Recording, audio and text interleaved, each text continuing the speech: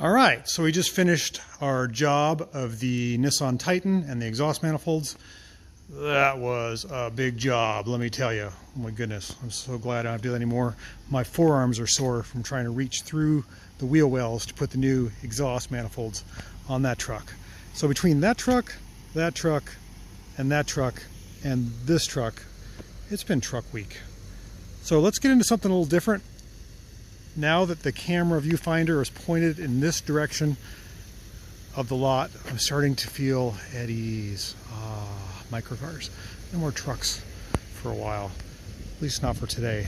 So under the cover here is my BMW Isetta. You guys have seen a lot of videos on that.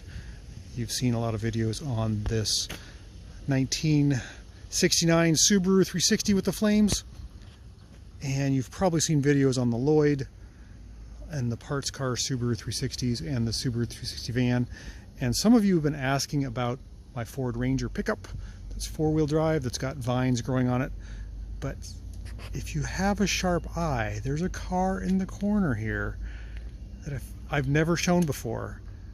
A few people have asked about it, and I think I'm going to show it to you today. It's pretty special. Can you tell what it is just from looking at it? Let's get a little closer. Look at the grille. The emblem is missing. It was right here. There's some wood. It's covering up the wheels. I didn't do that on purpose to try to fool you, but I'm going to take the wood down and I think you'll know what it is. Let's go through it a little bit. This car has got a lot of sentimental value to me. So I'm going to pop that wood down and let's take a look at the wheels. This might give you a clue as to what this car is.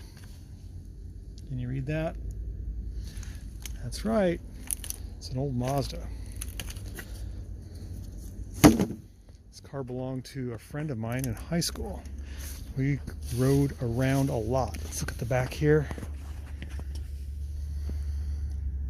It's a rear wheel drive Mazda GLC wagon. Sort of a unicorn nowadays. They're all gone. His family bought the car brand new and he inherited it in high school, and we did some modifications to it. We actually took to the drag strip quite a bit. And you might think, why would you take a Mazda GLC wagon to the drag strip? Let me see if there's anything in here that I can...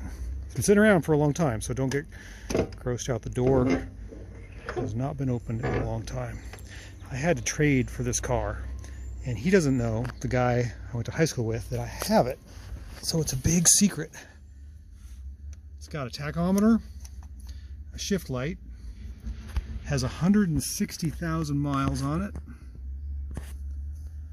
has an oil pressure gauge, and it has a 5-speed. Does any of that make sense to you? These didn't come with 5 speeds, they came with 4 speeds. Now granted, there's some mouse accumulations in here.